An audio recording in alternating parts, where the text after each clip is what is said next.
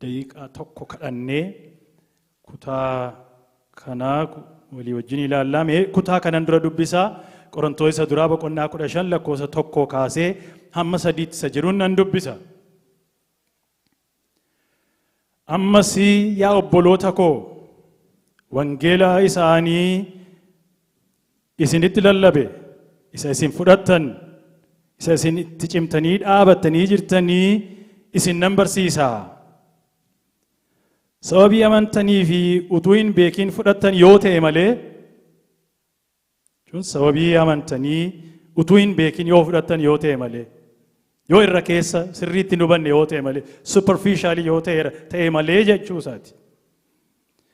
Akkuma ani isinitti lallabetti yoo eeggattanii wangeelichumaanii in fayyitu. Akka jedhaga. Hundumaarra caalaa waan ani ofii kootii fudhadheen isinitti dabarsee kenneera. Innis caaffanni qulqullaa'oon akkuma jedhanii Kiristoos cubbuu keenyaaf du'eera. Inni awwaalameera. Caaffanni qulqullaa'oon akka jedhanitti guyyaa sadaffaatti du'aa ka'eera. Hin kadhanna. Yaa Waaqayyoo yeroo kana fuula kee dura jirra. Gooftaa yeroo isin walitti qabamtanii ani immoo isin gidduun jiraa jette. Amma iddoo kana nu duwwaatu jira miti, amantoota duwwaatu jira miti mana kana keessa. Ati wanta dharaa namatti hin himne yookiin dingata hin dubbanne waan ati dubbattu dhugaadha. Isin gidduun jira yeroo jettu akkuma kanadha jechuudha. As jirta. Nu duwwaatu as jira miti amma nu duwwaatu as taa'a miti. Ati waldaa kana keessa teessee dhaggeeffataa jirta wanta ta'aa jiru. Kanaafi fuula kee duratti raafamu sodaa guddaadhaan yaa Waaqayyoo ani sodaa guddaadhaan dhaabadha. Yaa Waaqayyo Phaawulos yeroo dubbatu kanadha miti kan inni jedhe an gidduu keessan yommuun ture sodaa guddaa hollannaa guddaadhaan isin gidduu ture jedheeti dubbata yaa Waaqayyo. Murtoos godheen ture waan tokko keessa kan hin linne homaas akkan hin dubbanne. As keessa situ taa'aa jira amma. Waldaa kana keessa situ taa'aa jira yaa Waaqayyo. Kanaaf sodaa guddaadhaan fuula kee dura dhaabanna. Sodaa guddaadhaan as jirra. Dubbiin kee nuuf dhufu yaa Waaqayyo. Ati dubbii kee dubbadhu. Dubbii kee dubbachuudhaaf ayyaana kee yaa Waaqayyo naaf kenni. Ayyaanni kee mana kana keessa guutu. Ulfinni kee mana kana keessa haa guutu. Maqaa Gooftaa keenya Yesuus Kiristoosiin. Ameen.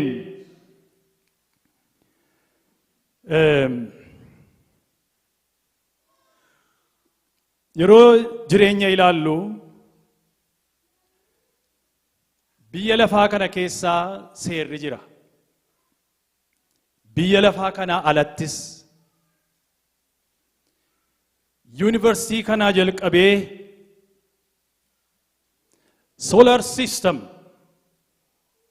gurguddaa uumamaa gurguddaadhaa jalqabeetii seera ittiin deemanii qabu.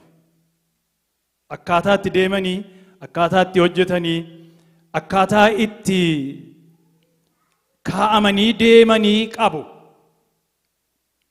Utuu seerri akkasii hin jiru ta'eetii jireenyi hin jiraatu ture. Toora ittiin deeman, siistemii ittiin deeman, orbiitii irra deemanii qabu. Achii jalqabee hamma qaama namaatti isa guddaa uumama gurguddaadhaa jalqabee qaama keenya yeroo ilaallu there is a law and there is a system.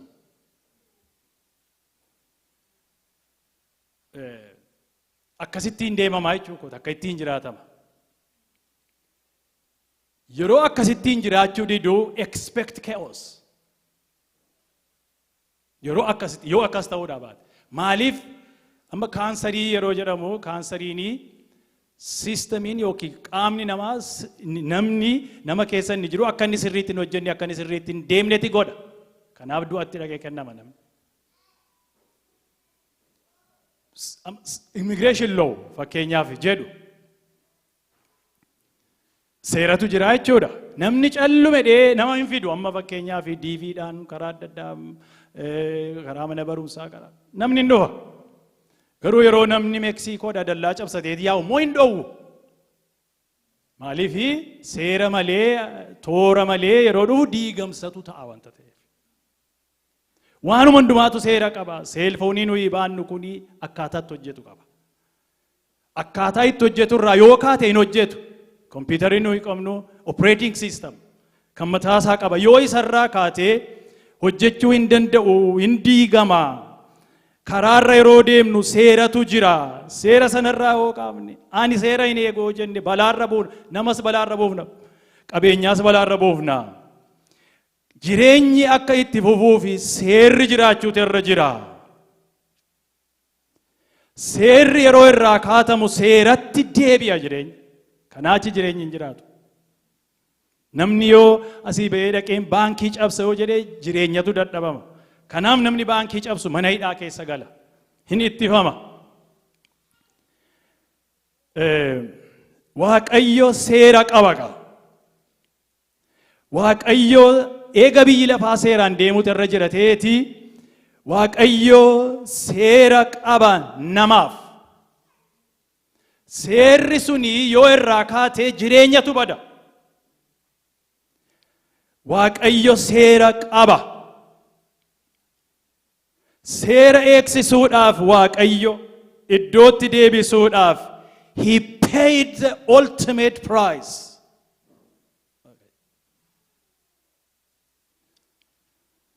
Aarsaa isa dhumaa baase jireenya akka itti fufuuf Waaqayyo. Jireenya akka jiraatuuf Waaqayyo.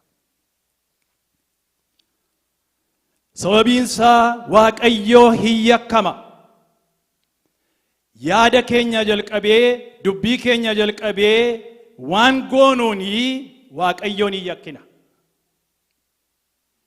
And this is serious. Homaa miti jedhee dhiisuudhaaf hin danda'u Waaqayyo. Homaa miti yoo jedhee dhiise akkuma nama jedhee jireenyatu bada waan ta'eef jireenya Waaqayyoo iddootti deebisuudhaaf seera eegsisa. Kanaaf biyyi lafaa dheekkamsa akka ooluuf, biyyi lafaa badiisa akka ooluuf, biyyi lafaa distractionii akka ooluuf, badiisa akka ooluufi Waaqayyoo maal godhee dhiiga ilma isaatiiniti cubbuu badii biyya lafaa namni godhaa oolu even now as I speak. Cubbuu biyya lafaa kana keessa dhangala'aa oolu Waaqayyoo sirreessuudhaafi fuula isaa duraa fuudhuudhaafi fuula isaa duraa dhoksuudhaafi Waaqayyo gatii baasuudhaafi Waaqayyo aarsaa isa dhumaa baase. Maaliif cubbuu hojjenna Waaqayyo irratti waan ta'eef. Kanaaf Waaqayyo gatii baase. Idaa keenya nuu dhiisii nama fakkeenyaa fi kadhata abboota kadhata yaabbaa keenya jedhu keessatti idaadha cubbuun. Namni gatiinsaa guutummaan biyya lafaa yoo gurgurame gatii nama tokko hin baasu. Guutummaan biyya lafaa gurgurameeti gatii nama tokko baasuudhaaf hin danda'u waan ta'eef. Horiidhaan ba'uu hin danda'u waan ta'eef Waaqayyo gatii isa dhumaa baase. Gatii namaatu guddaadha waan ta'eef. Kanaaf maal jedha as keessatti hundumaarra caalaa waan ani ofii kootii fudhadheen isinitti dabarsee kenne. Innis caaffanni qulqullaa'oon akka jedhanitti Kiristoos cubbuu keenyaaf du'eera. Cubbuun keenya Kiristoos akka inni du'uu isa taasise. Akka inni du'uu isa taasise cubbuun keenya. Inni kun egaa tarii waan hundumti keenya beeknudha. Waan beekuunis nurra jirudha. Waan tarii elementariidha. Elementary knowledge jechuun waan namni hundinuu beekuu danda'udha. Waan namni hundinuu beekuun irra jirudhas. waan hundumti keenya beennudha kun. Waaqayyo gatii cubbuu baase. Waaqayyo cubbuu namaatiif jedhee ilma isaa dabarsee kenne. Kana hin beennaa jennee ol gaafannee namni deebii isaatti rakkatu hin jiru. Mitiire akkasidha. Namni deebii isaatti rakkatu hin jiru. Kanaaf du'e. Hundumti keenya beenna. Garuu ijoollee keenya yeroo mana barumsaatti erginu eenyuyyuu nu keessaa elementariitti ijoolleen akka hafanii yookiin kindergaarteniitti akka hafan ani hin barbaadu isin hin barbaaddani. Sababiin mana barumsaa dhaquu kindergaartenii preschoolii maalii jalqabee elementarii dhaqee middle schoolii dhaqee high schoolii dhaqee akka namni baratuufidha. Namni hundinuu kolleejjii galee namni hundinuu yuunivarsiitii galeeti baratee dooktarii ta'aa jechuu miti. Garuu elementariidha jalqaba, achii barachuudha jalqaba, achii guddachuutu irra jira. Gara jireenya amantiitti yeroo dhumnu garuu hundumti keenya akka guddannu barbaada Waaqayyo. Hundumti keenya sadarkaa kolleejjii, sadarkaa yuunivarsiitii, sadarkaa PhD akka geenyu barbaada Waaqayyo. Hundumti nama. Kana barbaada Waaqayyo. Hundumti keenya akka guddannuuti barbaada. Garamitti guddannaa yoo jennee macaafni qulqulluuni deebiinsaa ifaadha. Deebiinsaa maalidha? Inni fakkaattii ilma isaa akka fakkaannuuf. What is the final goal? The image of his son. Ilma isaa fakkaachuudha. Deebiini yoo Waaqayyo jireenya namaatii fi itti galli isaa inni dhumaa maalidha jennee yoo gaafatamne. Gooliinsa itti galli isaa Waaqayyo inni dhumaa maalidha jenneeti yoo gaafanne deebiinsa maalidha? The image of his son. Jedhe Roomee boqonnaa 8 keessatti. Ilma isaa fakkaachuutti nu guddisuudha. Achitti nama geessa. Yuunivarsiitiin isaadha. Yuunivarsiitii Waaqayyo, kolleejiin giraajuweeshiniin inni dhumaa isaadha. Utuu lafarra jirru, utuu jireenyaan jirru, cubbuu hundumaa akka mo'annu barbaada Waaqayyo. That is his desire. Waaqarratti utuu hin ta'inii jireenya lafarraatti Waaqayyo cubbuu akka mo'annu barbaada. Jireenya mo'ichaa akka jiraannuti barbaada. That is his goal. Kuni akkuma elementariidha yeroodhuma sana namni kutaa 6 galee 8 galee 12 galee yuunivarsiitii galuu akka hin dandeenye. Akkuma piroosasii ta'e jireenyi inni kunis tokko lamaaniti adeema. Tokko lamaan step by step. Waaqayyo yeroo hundumaa fiixaan baheeraa fi jechuun goolii isaa gaheera.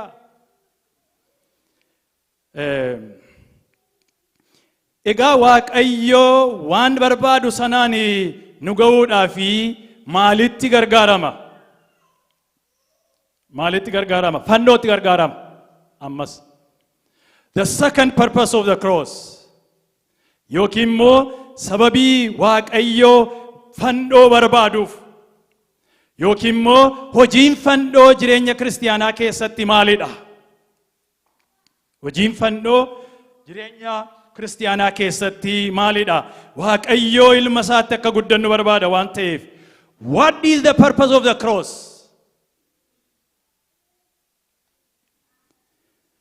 Akkas jedha Wangeela Yohaannis boqonnaa Yesuus Kiristoosii lallaba isaa isa dhumaa Wangeela Yohaannis boqonnaa 15 lakkoofsa 1 fi 2 irratti akka jedha. Yesuusii mukichi wayinni inni dhugaanii ana. Mukicha dhaabee kan guddisu immoo abbaa kooti. Damee utuu anatti jiru isa ija hin godhanne hundumaa in mura. damee isaa ija godhatu hundumaa garuu caalchisee akka inni ija godhatuu fi irraa qexxaa. Dameen natti ani mukichadha, baankoo immoo kan dhaabe kan guddisudha. Dameen anarra jira. Dameen kun akka inni ija godhatudha. Kan inni utuu narra jiru ija hin godhannu yoo ta'e yoo hin gataa'edha. Akka inni caalchisee ija godhatuuf immoo hin qexxaa yookiin pruunii godha, irraatii murmura. Irraatii murmura waan isa dhowwu, guddina waan isaa dhowwu. Akka inni ija hin godhanneef waan isa dhowwu irraa murmura. Irraa murmuruun egaa isadha fannoon. Fannoon isa dhagaa. Wanti muramu takka wanta namatti tolu miti. Yeroo muramu jechuu kooti. Garuu maaliin muramaa caalchisee ija akka inni godhatuufidha jedhas keessatti. Akka inni ija godhatuuf caalchisee irra caalaa. Kanaaf inni murmuramaa akka inni bareeduufi mana kana yeroo jaallu dhagaan kun kana hin fakkaatu. Caccabeetii dhufee kana fakkaateeti ta'a. Amma zayitii mana keessaa qabna, waan adda addaa manaa qabna, cuunfameeti dhufe. Cuunfameeti dhufe. Eenyuyyuu nu keessaa waan hin bishaanne namni jaallatu hin jiru. Burtukaanii haa ta'u, maangoo haa ta'u maali, yoo utuu hin bishaatiin namni fuudhee nyaatu hin jiru. Waaqayyoo akka inni bishaatu, jireenyi namaa akka inni bishaatu, ija akka inni godhatu barbaada. Akkamitti hin godha? Using the cross. The cross. Fannootti gargaaramuudhaan.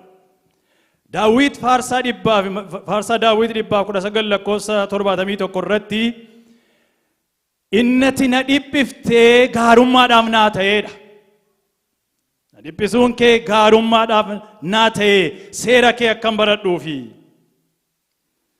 Faarsaa 66 keessatti immoo akkas jedha. 66:10-12. Yaa Waaqayyoodha, ati qortee akka meetii qoramee ilaalamuus nu ilaalteetta. Qortee nu ilaalte. Meetiin attamitti qoramaa? Abiddaan qorameetii ilaalama. Ati gara kiyyoo sanaatti nu geessite. Kiyyoo waan keessatti qabamadhe situ nu geesseedha. Namatu nu geesseedha miti. Ati gara kiyyoo sanatti nu geessite. Eenyutu? Situ nu geesse. Akkas jedha as keessaati. An keessanis akkas jedha hoo dubbiftan. Wanta gadi nu qabus dugda keenyarraa keessa yeewu ati namoonni mataa keenyarraa akka adeeman goote. Yeewu ati mataa keenyarraa akka adeeman goote.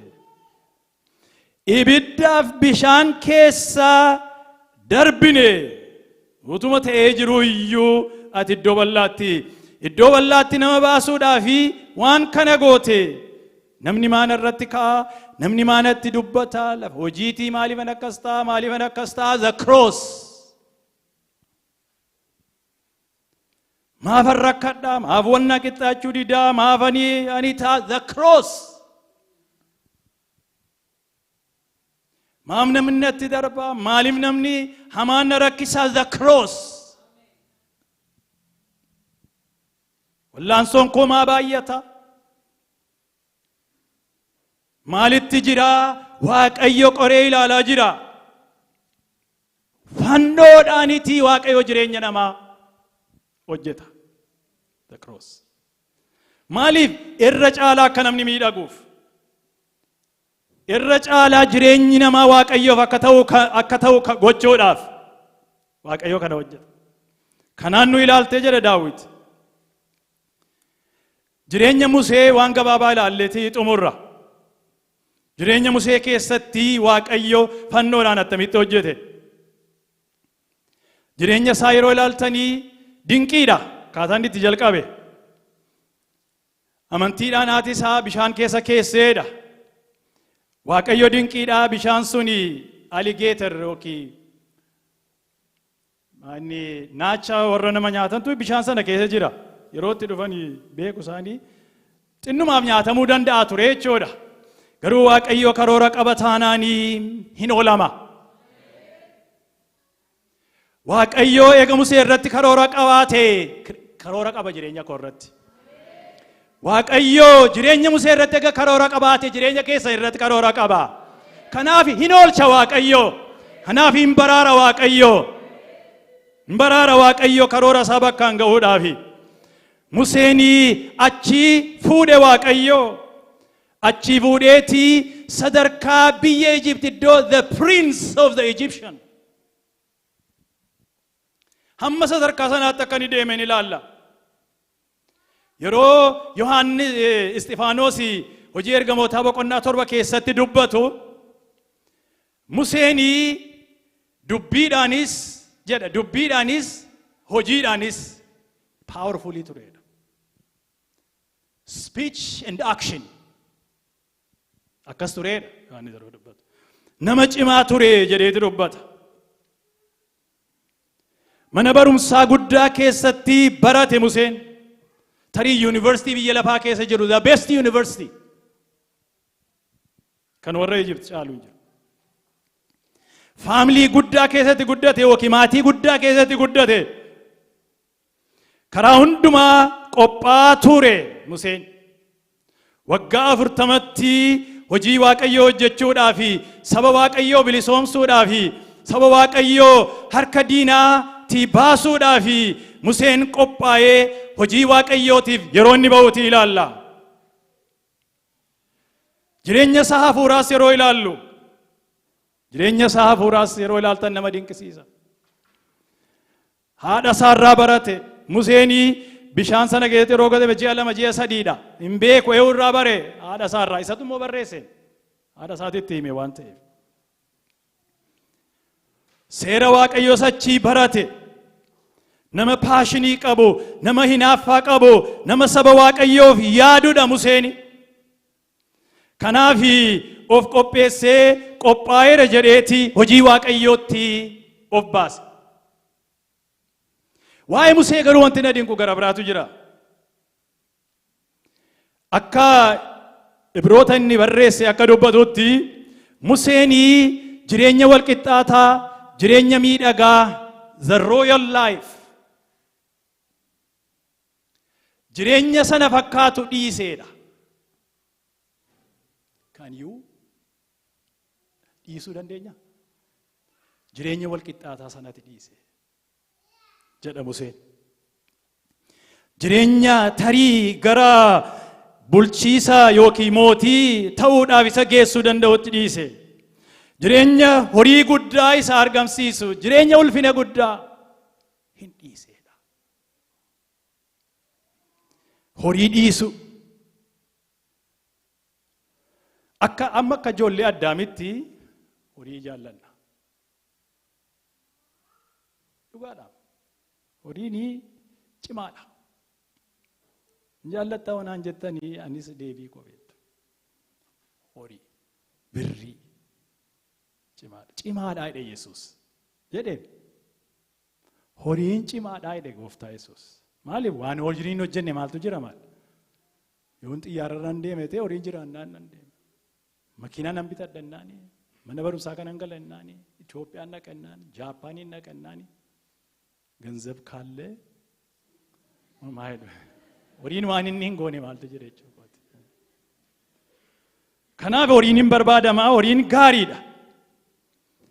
Namoonni yeroo dubbatanii money is a good servant. Jechuun servantii yoo ta'e, yoo miila namaa jala jiraate, yoo mataa namaarra ba'e garuu terrible. Isadha kan inni jedhu.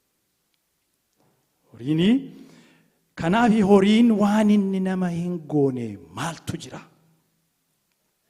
Seenaa biyya lafaa kana yeroo ilaaltanii jechuu kooti nama horii dhiise, nama ulfina dhiise, nama qophaa'e, nama barate yeroo inni gaggeessuudhaaf dhufe Waaqayyoo hojii itti hin kennine. Sindinqa. Gaggeessuu dandeessaa, dhuguma qophoofteettaa jedheetii Waaqayyoo Museetti hojii hin kennine. Eessa geessine Waaqayyoo? The cross. The school of the cross. bilbila yoo warri kaan immoo yaadannee haa cufnu wal gargaarreesi. The School of the Cross. Amma waan ani dubbadhu kun mee? Amma waan ani dubbadhu sodaachisaadha. Waan ani dubbadhu jechuu kooti. Ofii koo wanti dubbatan gadheedha. Nama qora wanta ta'eefi we resist cross. Anis hundumti keenya jechuu kooti. Fandoonii namatti mi'aawu. Yeroo namni isinitti darbu, yeroo isinii ta'uu diddu, yeroo wallaansoo ta'u attamitti namatti tola. Akka jedhaam Daawit nama nurratti gaafate irra kanneedha. Kiyyootti galuu maaltu jaallata? Abidda maaltu jaallata? Bishaan maaltu jaallata? The cross. Fannoo. Waaqayyo garuu isaanitti hojjeta. Jireenya Musee keessatti Waaqayyo hojii hojjetee gaafa fixu dhaqeetii Museetti akka inni mul'atetti ilaalla. Gaafa isatti mul'ate amma qophaadha jedheen. Yaada Waaqayyootiin akka Waaqayyo ilaaletti. Museen ani dhaquudhaaf hin danda'u jedhe. Seera keessa deebii boqonnaa 3, seera keessa deebii boqonnaa 4 keessatti akkuma dubbiftanii ilaaluu dandeessu ani hin danda'u jedhe, dubbachuu hin danda'u jedhe. A powerful orator. Ani dubbachuu hin danda'u. Kan kee wajjiniin nan ta'a jedheetitti dubbatee Museen kana hundumaa yeroo inni diduuti ilaalla. Amma now self-inflated view is gone. Sadarkaa sanatti of ilaaluun reediidhaan nan tajaajilaa jedheem hojjechuu nan danda'a jedheem Waaqayyo noo ittiin jedhe. Kana booddee Waaqayyo waameetii hojii isaa itti kenne Museetti.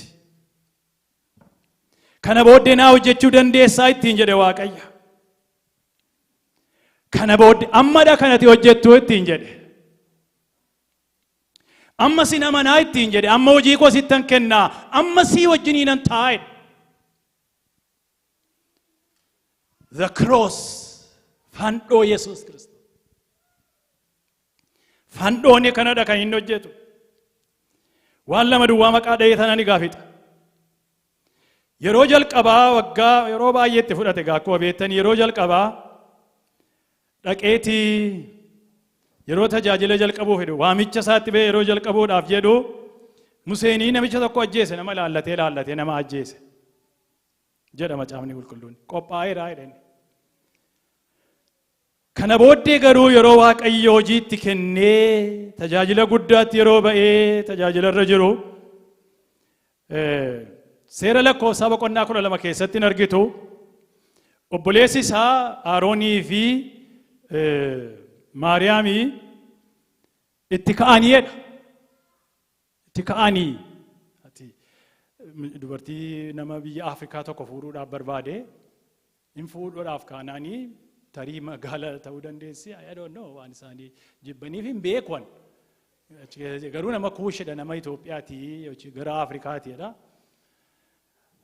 Maal isaan dhibee kaaniiti keessa lixanii Museetti dubbatan si malee Waaqayyoon dubbanneedhaan eenyudhati ittiin jedhan.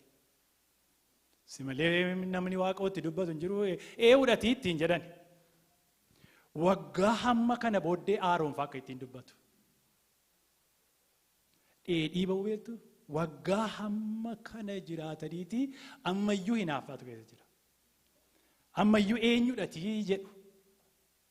Ayyuu hinaafa eewuun caalteetii jedhuun akkasitti caafamee jira.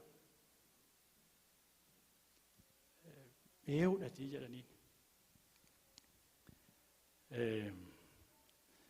Jennaanitti Museen hin dubbanne. Hojjetameera ka. Hin dubbanne Museen. Eewutu dubbate God. Waaqayyotu dubbate. Waaqayyo dhagayeeraa jedhe. Nan dhagee waan isaan dubbatanii waan Aroonii fi hangafa isaatii Aaroon. Hangafa Museetii. Silaa guddachuutu irra ture. Ganadhaan kolleejjii giraajuweeshiniin kolleejjii jennu isadha malee hundinuu kolleejjii dhaqamiti. Inni mucaalluma jedhe Museen. dhagayeeraa jedhe naa waamaa jedhe haa dhufanii jedhe hin dhufanii waaqayyoos hin dhufe dhagayeera waan isin hojjettanii jedhe dhagayeera waan isin dubbattanii ittiin jedhe. Akkuma beektan seenaa sana keessatti waaqayyo yommuu inni Museetti ani afaanii nan dubbadhaa jedhe. Warra kaan abjuudhaanii warra kaan mul'ataan Museetti garuu afaanii nan dubbadhaa. Achi keessatti egaa yeroo isheen lamxiidhaan rukutamtu barreeffameeti jira. Aroonis hin boo'ee ati illee narratti kaatee ati illee narratti kaatee jedhe miti. Ishoo jedhe miti. Ishoo jedhe miti. Jaalalli namaa maaliin teestii ta'a beektu? Namni isin irratti ka'ee yommuu waan hamaan isarra ga'u hin gadditu. That is how you test your heart. Garaa keenya tabii teestii goona akka nama jaallannu how do you test your heart? Nama nurratti ka'ee nama nu jibbuu nama nuun taane yoo waan hamaan irra ga'e hin gaddina. Museenii hin gadde yaa Waaqayyoo fayyisiin jedhe. Achuma keessatti maal jedheeti dubbata namni akka Musee gara laafessi jedha afaan Oromooti. Afaan Amaariffaa Tihuut jedheeti dubbata. The most humble person on the planet. Akka jedha Ingiliffisa.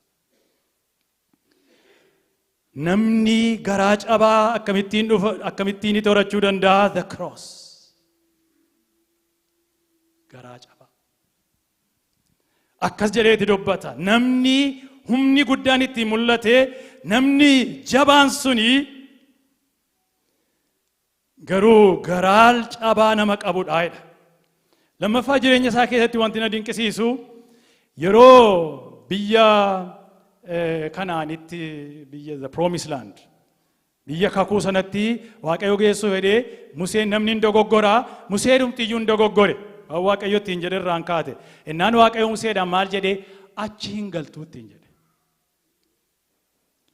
achi hin galtuu ittiin jedhe innaan Museenii